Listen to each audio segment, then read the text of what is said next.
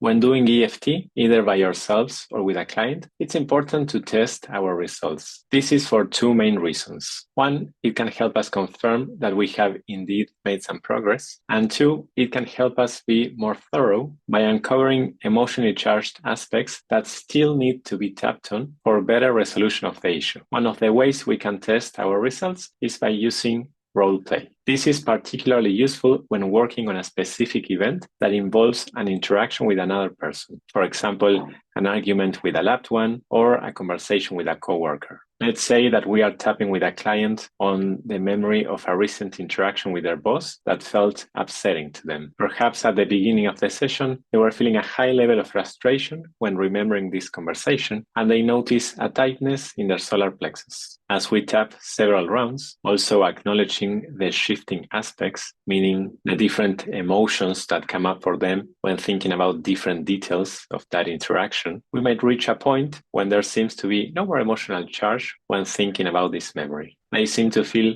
relatively calm and grounded when thinking about it. One way to make sure that this is so, and that there are no more emotionally charged aspects or details about this memory, is to ask them to show us what kind of tone of voice or facial expression their boss used when saying what he or she said. With our client's permission, we can then try to imitate it. In this role-play scenario, EFT serves as a tool to safely explore and process these emotional responses, providing a safe space for clients to confront and work through their feelings. We can then ask our client if seeing or listening to this brought up any unpleasant emotional charge. If so, it means we just uncovered another emotionally charged aspect we can tap on. If it doesn't bring up any emotional charge at all, it further confirms that we have thoroughly addressed these potential triggers. Basically, what we are doing with this role-play way of testing is we are really zooming in. This method of role-play not only reveals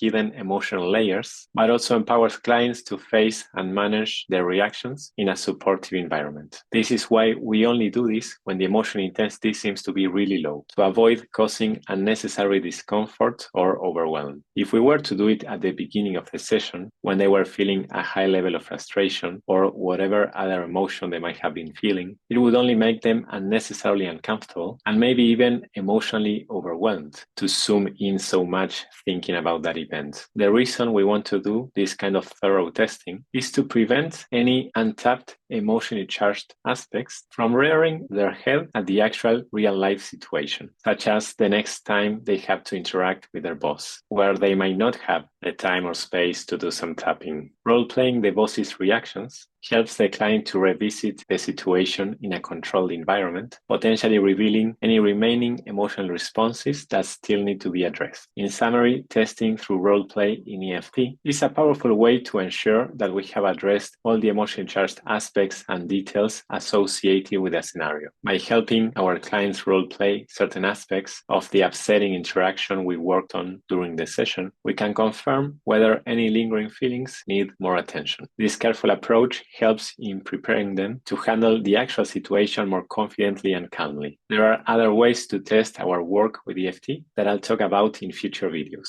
So that's it for today. I hope this was useful. If you have any comments or questions, please leave them below, and I look forward to seeing you again in one of my next videos.